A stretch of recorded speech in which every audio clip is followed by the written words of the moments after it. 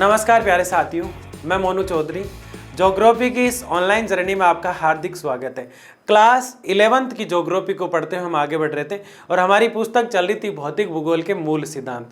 जो चैप्टर हमारा चल रहा है 5 वाला, वो आज ख़त्म हो जाएगा और इसके बाद हो सकता है कि हम अगली बुक, दूसरी वाली बुक को शुरू करें, क्योंकि उसमें अभी तक कुछ भी नहीं हुआ है। तो आज जो चैप्टर है उसका लास्ट लेक्चर है, लेक्चर 5, 5वें चैप्टर का। और इससे पिछला जो हमारा लेक्चर था उसमें हमने आग्नेय और अवसादी चट्टानों के बारे में, चट्टानों से संबंधित जो संपूर्ण जानकारी है वो हमने पढ़ी थी और समझा था। उसमें आग्नेय और अवसादी चट्टानें कैसे बनती हैं, किस प्रकार से उनका उपयोग किया जाता है, कौन कौन से खनिज उसके अंदर है, ये सारी चर्चा हमने उसमें की थी। हमारा सिर्फ बचा था कायांतरित चट्टानें। कौन सा बचा था? कायांतरित शैलें या कायांतरित चट्टानें और शैली चक्कर, जिसको आज हम पढ़ने वाले हैं। शैली चक्कर वो चक्कर है जो तीनों चट्टानों की मिक्स होने की कहानी को कहता है, यानी तीनों चट्टानें मिक्स रूप में एक साथ एक दूसरे का साथ लेकर चलती है, वो शैली चक्कर है। और कायांतरित शैलें जो होती हैं, कायांतरित शैलें आग्नेय और अवसादी के कारण बनती है। तो अगर आग्नेय और अवसादी चट्टानें अगर हमें नहीं समझ में आ रखी है तो पहले हमें वो लेक्चर बहुत अच्छे से देखना चाहिए। उस लेक्चर को देखने के बाद ही हम समझ सकते हैं कि कायांतरित चट्टानें क्या होती है। तो आपने अगर वो नहीं देखा है तो मैं कह रहा हूं कि वो देखना बहुत कंपलसरी है। अब क्या कर रहे हैं हम, कायांतरित शैलें क्या होती है और किस प्रकार से काम करती है, इसको हम शुरू करते हैं। कायांतरित जो शैलें होती हैं वो आग्नेय और अवसादी के कारण बनती है, यह चर्चा हम कर चुके हैं। पहले से स्थित चट्टानों के स्वरूप में परिवर्तन है, थोड़ी बेसिक चर्चा इस पर हम करते हैं। ये जो ज्वालामुखी थी इस प्रकार से, यहां से मैग्मा था, यहां क्या था? मैग्मा। और मैग्मा बाहर आके बन गया लावा, और ये लावा धीरे धीरे टुकड़ों के रूप में इस प्रकार फैलने लग गया और इससे कुछ अवशिष्ट पदार्थ बने। कैसे पदार्थ बने? अवशिष्ट पदार्थ बने। और इन अवशिष्ट पदार्थों के कारण कुछ परतें बनी, परतदार, रेवदार धारणाएं बनकर धाराओं के रूप में बहने लगी। उन धारणाओं को हमने जब समझा तो परतदार चट्टानें सामने आई। कौन सी चट्टानें? परतदार। फिर तल छठी बनी। क्या बनी? तल छठी। और धीरे धीरे जीवाश्म जो है वो दबने लगे, जीवाश्म और ईंधन जैसी चीजें पाए जाने लगी। अवशिष्ट पदार्थों के कारण वो जो चट्टानें थी अवसादी कहलाई। और जो सबसे पहले लावा के ठंडे होने से जो बनी वो आग्नेय चट्टानें कहलाई। कौन सी कहलाई? आग्नेय चट्टानें। ये हमने सिंपल थोड़ी सी चर्चा की इस पे। और इन आग्नेय जो आपको अवसादी चट्टानें जो ये दिखाई दे रही हैं और आग्नेय चट्टानें जो दिखाई दे रही हैं, यानी एक तो मैं बोल रहा हूं आग्नेय, जिसे हम इग्नियस कहते हैं, आग्नेय, और जिसे दूसरी जो चट्टान है जिसे हम सेंटीमीटर्स के नाम से जानते हैं, अवसादी। इन दोनों चट्टानों के दबाव से, ताप से जो चट्टान बनेगी वो होगी कायांतरित। कायांतरित। अब ये दोनों चट्टानें जैसे ही ऊपर से तो लगेगा दाब, चट्टानों का दबाव लगेगा, आग्नेय और अवसादी का दाब लगेगा, और ये चट्टान जो बीच में है इस प्रकार से, इस पे नीचे से लगेगा ताप। अब ऊपर से दाब लग रहा है और नीचे से पृथ्वी आपको अंदर से पता गर्म है, और ऊपर से दबाव लग रहा है आग्नेय अवसादी जैसी चट्टानों से। उनके दबाव के कारण कुछ अवशिष्ट जो होते हैं दबते जाते हैं जीवाश्म वगैरह, और नीचे से उनको गर्मी लगती रहती है, तो वो एक तलछटी के रूप में, एक परत के रूप में चिपक कर बन जाते हैं।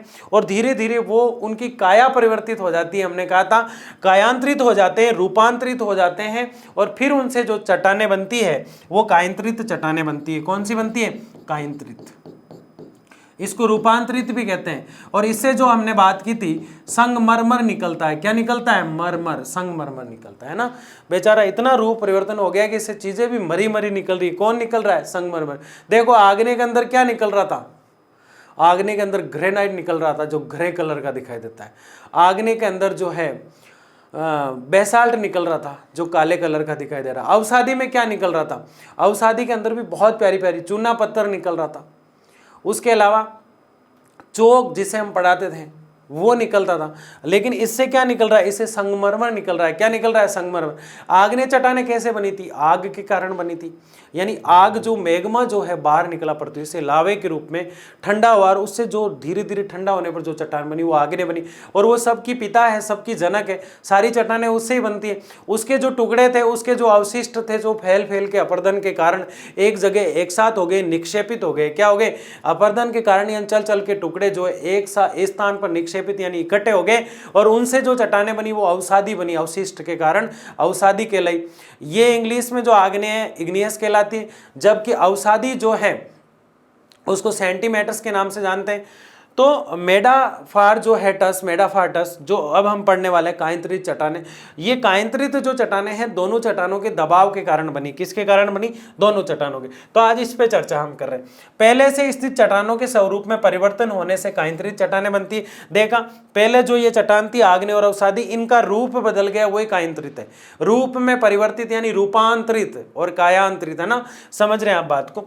तो कायंत्रित चट्टानें बनती है। कायांतरण दाब तथा तापमान के कारण होता है। दाब तथा तापमान, देखो ये ऊपर से दाब लग रहा है और नीचे से ताप, इसीलिए कायांतरण यानी इनके रूप में परिवर्तन हुआ। इसके अंतर्गत पहले से स्थित चट्टानों में खनिज पुनः संगठित या पुनः क्रिस्टलीकृत होते हैं। यानी इसके अंतर्गत पहले स्थित चट्टानें जो है उनमें जो खनिज है वो क्रिस्टलीकृत यानी अलग अलग बनावट के रूप में, क्रिस्टली यानी अवशिष्टों के रूप में भी देखने को मिलते हैं। आगे देखिए, कायंत्रित चट्टानें जो है वो गतिशील तरीके से भी होती है। कैसे? कायंत्रण की ये प्रक्रिया जिसमें चट्टानों के खनिजों की व्यवस्था बदलती है। चट्टानें जो होती है उनके अंदर जो खनिज है उनकी व्यवस्था बदल जाती है और खनिज पुनः संगठित होते हैं। इस प्रक्रिया के दौरान रासायनिक परिवर्तन यानी खनिजों के अंदर जो इंटरनल चेंज है वो बिल्कुल नहीं होता। गतिशील कायंत्रण क्या कहलाता है? ज़्यादा ऐसे दुखी होने की जरूरत नहीं है कि सर वो तो इतनी सिंपल थी, ये इतनी कठिन कैसे लग रही है, क्योंकि उनको हमने एक साथ पढ़ा, ये एक साइड में रह गई थी, है ना, इसलिए थोड़ा हमें दिक्कत आ रही है। क्या है? कायंत्रण की वह प्रक्रिया जिसमें चट्टानों के खनिजों की व्यवस्था बदलती है। यानी कि जो चट्टानें हैं और जो खनिज है उनकी व्यवस्था यानी उनका स्थान तो चेंज हो जाता है। अब मुझे बताओ, लोहा है, चाहे चांदी है, चाहे सोना है, चाहे कुछ भी है, चाहे पेट्रोल है, चाहे कोई ईंधन मान लो, कुछ भी है, उसका स्थान एक स्थान से दूसरे स्थान पर उसको बदला हमने, उसका स्थान परिवर्तन किया, तो क्या इंटरनल यानी अंदर यानी रासायनिक गुण जो होते हैं उसमें कोई चेंज आएगा? बिल्कुल नहीं आएगा। तो ये क्या कह रहा है लास्ट में? रासायनिक परिवर्तन नहीं होते हैं। जब चट्टानों में गतिशील कायंत्रण होता है, गति यानी चलकर चट्टानें एक दूसरे से अलग होती है या दूसरे स्थान पर जाके स्थापित हो जाती है, तो चट्टान जो होती है, खनिज जो होते हैं, उनकी व्यवस्था बदलती है, उनमें रासायनिक परिवर्तन नहीं आता है। मैं एक उदाहरण से समझा रहा हूं कि इस रूम के अंदर मान लो कि उस तरफ लोहा पड़ा है, इस तरफ सोना पड़ा है, इस तरफ चांदी पड़ी है ना, सब माल ही माल है यहाँ पे, है ना। तो सोना जो है उठा के इधर रख दिया मैंने, चांदी को उठा के इधर रख दिया, लोहा जो है उसको उठा के साइड में रख दिया, चारों पांचों चीजों को हमने अलग अलग जगह रख दिया। तो जो चट्टानें या खनिज जो थे, लोहा, सोना, चांदी, उन खनिजों का स्थान तो बदला है। क्या बदला है? उनका खनिजों की व्यवस्था यानी स्थान बदला है। क्या उनके गुणों में कोई चेंज आया? उनकी रासायनिक जो परिवर्तन है, इंटरनल यानी अंदर के जो गुण है, उसमें कोई बदलाव नहीं आया। एक शिक्षक को आप कहीं भी भेज दो उसमें वही गुण रहेंगे, एक डॉक्टर को आप कहीं भी भेज दो उसमें वही डॉक्टर के गुण रहेंगे। यह तो है नहीं कि एक स्थान से दूसरे स्थान पर भेजा, डॉक्टर था, वहां जाते ही वकील बन गया, फिर दूसरे स्थान पर भेजा और वहां जाते ही और कुछ बन गया, अध्यापक बन गया।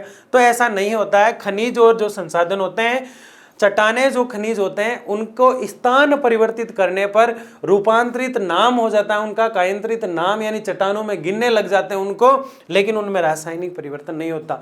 कौन से में नहीं होता? गतिशील कायंत्रण में। कौन से में नहीं होता? गतिशील कायंत्रण में। आगे देखते हैं, उष्मीय कायंत्रण। उष्मीय मतलब ताप से, दाब और ताप से क्या बनती है? दाब लगता है ऊपर से, मतलब गति बढ़ रही है ऊपर से, तो गतिशील थी। अब ताप भी बढ़ रहा है तो उष्मीय नाम आया है। तो उष्मीय कायंत्रण, कायंत्रण की यह प्रक्रिया तापमान के कारण होती है। किसके कारण होती है? तापमान के कारण। किसके कारण हुई भाई? तापमान के कारण होती है। इस प्रकार के कायांतरण में पहले से स्थित चट्टानों में पुनः क्रिस्टलीकरण होता है। इस प्रक्रिया के दौरान रासायनिक परिवर्तन होते हैं। ये बात पकड़ने वाली, क्रिस्टलीकरण यानी कि भेदभाव और टूट फूट तो होती रहती है, लेकिन रासायनिक परिवर्तन क्या है? उसमें रासायनिक परिवर्तन हो रहे थे क्या? नहीं हो रहे थे। लेकिन इसमें दूसरी चट्टानों के गुण जो है, अवशिष्ट जो है, परतें जो है, वो जीवाश्म जो है इस चट्टान के अंदर ज्वाइंट हो जाते हैं, उसके गुण इसमें दिखाई देने लगते हैं। क्योंकि खनिज जो होते हैं एक इसीलिए तो नहीं होते हैं क्योंकि खनिज के साथ खनिज जुड़ जाया करते हैं। जब खनिजों के साथ खनिज या चट्टानों के साथ चट्टानें पूरी तरह से अपने गुणों को मैच नहीं करती है तब तक तो गतिशील है, और जैसे ही वो मैच कर देती है, साथ में ज्वाइंट हो जाती है, 2-3 खनिज एक साथ आ जाते हैं तो अलग अलग खनिज के गुण अलग अलग खनिज में और चट्टानों में दिखने लगते हैं, तब वो जो चट्टानें होती है उसमें का रूप ले लेती है। और ये तापमान के कारण होता है। किसके कारण होता है? तापमान के कारण होता है। तो रासायनिक परिवर्तन होते हैं। बताओ कायांतरित चट्टानों में क्या रासायनिक परिवर्तन होते हैं? होते भी और नहीं भी होते हैं। तो इसका मतलब क्या है? कायांतरित जो चट्टानें हैं वो रासायनिक है भी और रासायनिक नहीं भी। जब गतिशीलता उनमें होती है तब वो रासायनिक प्रक्रिया जो है उस पर कोई प्रभाव नहीं पड़ता है, उनमें कोई भी चेंज नहीं आता है, सिर्फ स्थान यानी व्यवस्था बदली जाती है। जब उसमें गतिशीलता कायांतरित है उस समय रासायनिक परिवर्तन भी आते हैं। क्या आते हैं? ये प्रक्रिया दो प्रकार से होती है। संपर्क कायंत्रण यानी एक चट्टान के टच में दूसरी चट्टान जब भी टच होती है तो संपर्क बढ़ता है। क्या बढ़ता है? संपर्क कायंत्रण हो जाता है। और प्रादेशिक कायंत्रण का मतलब है एक स्थान की चट्टानें दूसरे स्थान की चट्टानों में किसी प्रकार से संपर्क होने के बाद उनके गुण किसी न किसी रूप में उनके साथ प्लस हो जाते हैं, तब उसका प्रादेशिक कायंत्रण होता है। जैसे एक चट्टान है, जैसे डीजल पेट्रोल बाहर आने के बाद अलग होते हैं, हालांकि साथ में होते हैं वहाँ पे, लेकिन हमने दोनों को अंदर रखा और दोनों को एक साथ मिलाया तो क्या कोई चेंज आएगा? क्योंकि दोनों मिलते जुलते रह गए तो कोई चेंज ज़्यादा दिखाई नहीं देगा, क्योंकि वो प्रादेशिक कायंत्रण का हिस्सा हो जाता है। वो दोनों पहले से ही एक थे। जबकि संपर्क कायंत्रण में अपोजिट चीज़ें एक साथ आ जाती हैं, दो अलग अलग चीज़ें एक साथ आ जाती है। जब क्या होता है? संपर्क कायंत्रण। तो कायांतरित चट्टानें वे चट्टानें हैं जो ताप या दाब के कारण बनती हैं और इनका बनने का जो कारण है दबाव और ताप ही है। और ये अवशिष्ट पदार्थों से जो बनने वाली अवसादी चट्टानें वो, और इग्नियस जिसे हम कहते हैं आग से बनने वाली आग्नेय चट्टानें जो है, उन दोनों रोक का परिणाम ही क्या है? रूपांतरित या कायांतरित जिनसे संगमरमर पाया जाता है, कायांतरित चट्टानें जिसे हम कहते हैं वो निकला करती है। तो आपको बहुत अच्छे से तीनों चट्टानें समझ में आ गई और बहुत अच्छे ढंग से हमने इनको देखा। आगे देखिए कायांतरित चट्टानों का उपयोग क्या है? आग्नेय चट्टानों का क्या उपयोग था? खनिज निकलते हैं और खनिजों के उपयोग ही उपयोग है कि नहीं है? जबकि दूसरी जो अवसादी चट्टानें थी उनका क्या था? उनसे ईंधन निकलता था। तो अब हम देखते हैं इनका क्या उपयोग है। इन चट्टानों में खनिज पाए जाते हैं। क्या पाए जाते हैं? इनमें भी क्या पाए जाते हैं? खनिज। जबकि धातु सिर्फ और सिर्फ कहाँ मिलेगी? आग्नेय के अंदर। बहुमूल्य पत्थर मिलते हैं इनके अंदर। हीरा कहाँ मिलेगा? हीरा ज्यादा दबने से बनता है। जितना संघर्ष करते हैं उतना जल्दी क्या बन जाता है व्यक्ति? हीरा बन जाता है, हीरो बन जाता है। वो वाला हीरो नहीं है यहाँ पे, एक्टर वाला हीरो नहीं है। हीरो दबाव के कारण जो हीरो नग्न रत्न आभूषण जो होते हैं आदि इन चट्टानों से प्राप्त होता है, जिनका उपयोग आभूषणों में किया जाता है। यानी हीरा कहाँ से मिलता है? कायांतरित चट्टानों से। अब कुछ चीजें निकल कर आती हैं। मैंने लिखा चूना पत्थर। मैंने क्या लिखा? चूना पत्थर। और मैंने लिखा चौक। अब आप समझ गए किससे मिलते हैं दोनों ही। चूना पत्थर लिखा मैंने और चौक लिखा तो आप खट करते ही बता देंगे अवसादी से मिलता है, अवसादी चट्टानों से।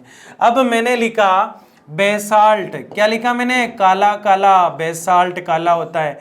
फिर मैंने लिखा ग्रे रंग का ग्रेनाइट, और आप आराम से बता देंगे बेसाल्ट और ग्रेनाइट कहाँ से निकलता है? बेसाल्ट और ग्रेनाइट आग्नेय चट्टानों से निकलता है। कहाँ से निकलता है? आग्नेय चट्टानों से। कहाँ से निकलता है भाई? आग्नेय चट्टानों से। अवसादी से चूना और ये। तो बताओ संगमरमर कहाँ से निकलता है? संगमरमर राजस्थान की मकराना में, पूरे भारत में सबसे ज्यादा, सबसे सुंदर, सबसे सफेद जिसे ताजमहल बना है, राजस्थान की मकराना से निकलता है।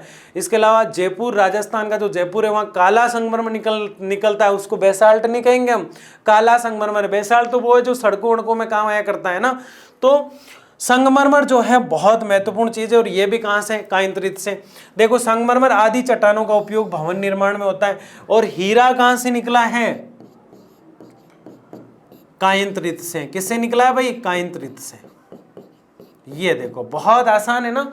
चट्टानें आसान है या नहीं मुझे बताना कमेंट बॉक्स में।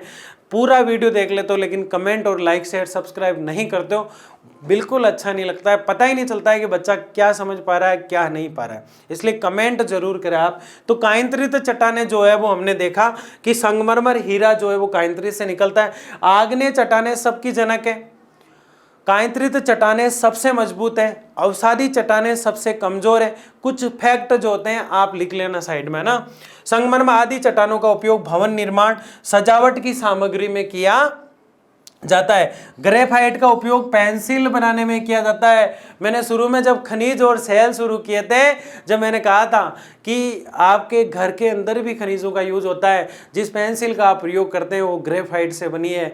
जो नमक आप खाते हैं उसे भी कई बार इस प्रक्रिया और रासायनिक प्रक्रियाओं से गुजरना पड़ता है। तो आप भूगोल से बहुत टच में हैं, भूगोल से आप बहुत टच में हैं। स्लेट का उपयोग छत निर्माण सामग्री में किया जाता है। तो ये कायंत्रित तो बहुत आसान थी। दुख की बात ये है कि ये पीछे रह गई। अवसादी और आग्नेय हमने पिछले लेक्चर में पढ़ ली थी। तो कायंत्रित का काया पलट अब हुआ है। सेल चक्कर क्या है? जब लेक्चर शुरू हुआ उस समय मैंने कहा था सेल चक्कर बहुत ही सिंपल बात है। सेलों का यानी चट्टानों का जो चक्कर बना है इस प्रकार से, उसको हम सेल चक्कर कहते हैं। देखो ये दिखाई दे रहा नहीं, वो त्रिभुज आकार, यानी वो चक्कर बना है एक प्रकार से। कैसे? आग्नेय सेलें जो है वो मैग्मा जो था, लावा बाहर आया, गर्म हो था और ठंडा हुआ, उससे धीरे धीरे अवशिष्ट पदार्थ अलग हुए। आग जो थी उससे बनने वाली आग्नेय है, और आग्नेय जो है उनके जो अवशिष्ट थे उनसे जो परतदार परतें बनी, उनसे जो तल छटी बनी, उनसे जो जीवाश्म थे वो दबे और धीरे धीरे दबाव लगता गया और उससे जो चट्टानें बनी वो अवसादी बनी। और अवसादी और आग्नेय के दबाव के कारण और पृथ्वी के अंदर की गर्मी के ताप के कारण, दाब और ताप के कारण धीरे धीरे जो कायापलट हुआ, वो जो चट्टानें बनी वो कायंत्रित चट्टानें बनी। तो 3 प्रकार की चट्टानों का जो चक्कर ये बना है, इसी को शैली चक्कर या सेल चक्कर के नाम से जानते हैं। देखिए कैसे, ये डायग्राम बहुत अच्छे से समझना है, बहुत सिंपल तरीके से समझना है और एग्जाम में पक्का ऐसे बना के आना है। देखो सबसे पहले आग्नेय चट्टान आपको दिखाई दे रही है, ये 1 नंबर वाली हमारी चट्टान है, ये 2 नंबर वाली अवसादी और ये 3 नंबर वाली कायंत्रित। कोई दिक्कत नहीं है। अब 3 नाम आपको दिखाई दे रहे हैं, सीली भवन और गलन। इनमें ज़्यादा कंफ्यूज नहीं होना है, ये गलन इधर भी है इधर भी है। तो सीली भवन का मतलब हो रहा है प्रक्रिया। आग्नेय जो चट्टान है उसके गलन से अवसादी बनी है और अवसादी के कायांतरण से और आग्नेय के कायांतरण से कायंत्रित बनी है। आप देखो उसका एरो इस पे भी आ रहा है और इसका एरो भी इस पे आ रहा है, यानी इसका भी एरो इस पे आ रहा है और इसका भी एरो इस पे आ रहा है, जबकि इसका एरो इस पे भी जा रहा है और इसका एरो इस पे भी आ रहा है। इसका एरो उस पे जा रहा है, उसका एरो इस पे आ रहा है। इसका क्या मतलब है? इसका मतलब ये सब मिली हुई है। ये तो अपन को पागल बना रही थी इतनी देर। यानी ये सारी चट्टानें क्या है, एक दूसरे से मिली हुई है, बहुत अच्छी फ्रेंड है तीनों। क्योंकि आग्नेय कहती है तो मैं नहीं हूं तो कौन नहीं है, अवसादी और कायंत्रित। अवसादी कहती है तो मैं अवशिष्ट इकट्ठा करूंगी नहीं, मैं परतें बनाऊंगी नहीं, मैं कुछ करने ही वाली नहीं हूं, तो फिर बताओ कायंत्रित बनेगी कैसे? और कायंत्रित कहती है, कायंत्रित ये कहती है कि मैं नहीं हूं, और अवसादी अगर तू नहीं है तो बता आग्नेय अकेली क्या करेगी? यानी ये मिली हुई है। इसलिए देखो क्या लिखा है, आग्नेय जो चट्टानें हैं वो आग के रूप में आती है बाहर और मतलब बनती है, आग से बनती है, इग्नियस। और सेंटीमेटर्स यानी अवसादी जो चट्टानें हैं वो इसी के कारण बनती है। तो इसको मैं अब समझ में नहीं आ रहा है कि आपको समझाऊं क्या। ये जब इसको पहली बार देखते हैं, कई बच्चे आके पूछते हैं सर ये क्या आ गया, हमें ये तो पता आग्नेय अवसादी कायंत्रित चट्टानें होती है, लेकिन ये ऐसा डायग्राम सीली भवन गलन वलन पता नहीं कौन सा बलन आ गया यहाँ पे, है ना। तो ये कोई बड़ी बात नहीं है, बहुत सिंपल बात है। 3 चट्टानों के नाम लिखना है, सीली भवन डालना है तीनों तरफ और इनके गलन से ये होता है। इसको आप बहुत अच्छे से कर सकते हो। देखो आग से बनती है, किससे बनती है? आग से बनती है। अच्छा बना सकते हो इसको बहुत आप। किससे बनती है? अवशिष्ट से बनती है। किससे बनती है? अवशिष्ट से बनती है। परतदार रवैयों से बनती है, रवों से, है ना। और जीवाश्मों से बनती है। किससे बनती है? जीवाश्मों से। ये लावा से बनती है। किससे बनती है? लावा से। ये दोनों से मिलकर बनती है, दोनों से। दाब से बनती है। किससे बनती है? ताप से बनती है। दाब और ताप से बनती है। कितना और अच्छा बना सकते हो आप। यहाँ 2 एरो बना दो, दाब और ताप लिख दो, जो कोई लिख के नहीं आएगा, सिर्फ लर्न शहर के बच्चे लिख के आएंगे। उसके अलावा आग्नेय, यहाँ आप लावा लिख दो, प्राथमिक लिख दो, ये प्राथमिक, ये द्वितीयक, ये तृतीयक। यानी ये फर्स्ट सेकंड थर्ड जो मैंने लिखा है यूं ही नहीं लिखा, प्राइमरी सेकेंडरी और लास्ट वाली 3 नंबर वाली, तो इस प्रकार से लिख सकते हो आप। इसके अलावा आग्नेय से जो निकलता है उसका नाम लिख दो। क्या निकला था? काला काला बेसाल्ट और ग्रे कलर वाला ग्रेनाइट, याद हो गया आपको अब तो आसानी से।